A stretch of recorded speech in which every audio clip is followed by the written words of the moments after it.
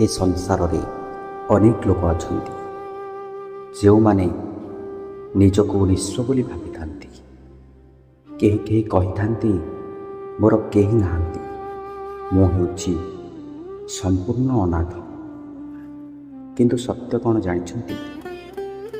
ଯେ ପର୍ଯ୍ୟନ୍ତ ମହାପ୍ରଭୁ ଶ୍ରୀ ଜଗନ୍ନାଥ ଅଛନ୍ତି, ସେ ପର୍ଯ୍ୟନ୍ତ ଏହି ସଂସାରରେ କେହି ମଧ୍ୟ ଅନାଥ ନୁହନ୍ତି। ସେ ହେଉଛନ୍ତି ଭକ୍ତଙ୍କର ନାଥ। ସେ ହେଉଛନ୍ତି ଦୁଃଖରେ ଆଶାର ପ୍ରଦୀପ। ସେ ହେଉଛନ୍ତି ନିରାଶାରେ ଜୀବନର ଆଲୋକ।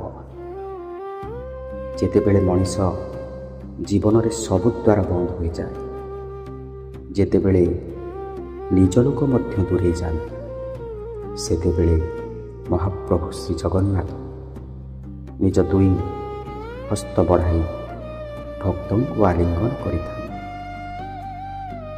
ସେ କହିଥାନ୍ତି, ଭୟ କର ନାହିଁ, ମୁଁ ଅଛି। ତାଙ୍କର କୃପା ଥିଲେ ଅନ୍ଧକାର ମଧ୍ୟ ଆଲୋକରେ ପରିଣତ ହୁଏ, ବେଦନା ମଧ୍ୟ ଭକ୍ତିରେ ପରିଣତ ହୁଏ। ତେଣୁ କେବେ ବି ନିଜକୁ ଏକା ଭାବନ୍ତୁ ନାହିଁ।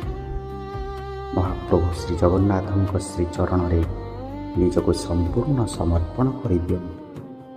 ସେ ହେଉଛନ୍ତି କଳିଯୁଗର ଜୀବନ୍ତ ଠାକୁର, ଭକ୍ତବତ୍ସଳ ମହାପ୍ରଭୁ ଶ୍ରୀ ଜଗନ୍ନାଥ।